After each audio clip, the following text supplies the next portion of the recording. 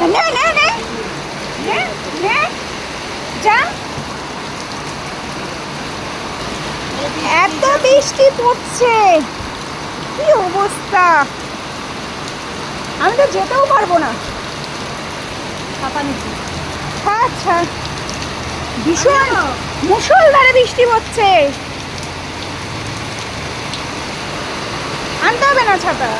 আমি যাও, এইটার পেয়েছে শুশু, এবার শুশু করবে কি করে? করে আয় করে আয়।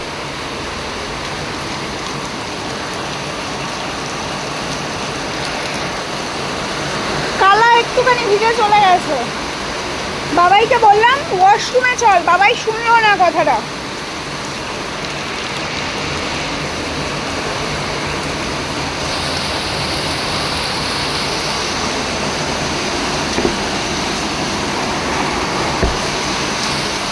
আসো মা, চলে এসো। এ মা, ভিজে গেছিস, গা মুছে দেবো, চল চল। জল জমে গেছে, বাবা সব ইয়ে করছে, কি বলে, এই ফুটোগুলো মানে গ্যাপগুলো আটকে দিচ্ছে যাতে জল হুট করে নিচে না পড়ে। আর এপার ওপার কারোর বাড়িতে গেলেও অবজেকশন দেবে, তো এমনি যায় না, তারপরেও এত অবজেকশন দেয়, তাই বাবা আগের দিয়েই সব ঠিক করে রাখছে।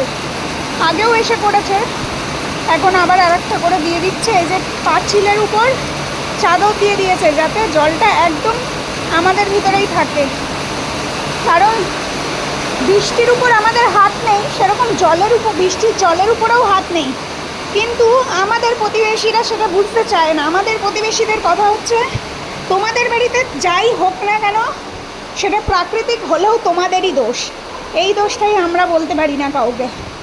তাই লোকের পচা কথা শোনার থেকে নিজেদের জায়গাটা নিজেদের ঠিক করে রাখা ভালো।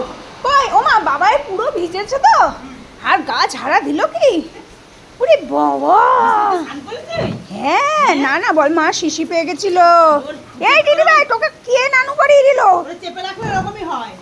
মা ভাবছে কি, মা ভাবছে দিদি ভাইরে নানু করিয়ে দিচ্ছে। হায় রে হায়, ও রামা, ये क्या हुआ রামা।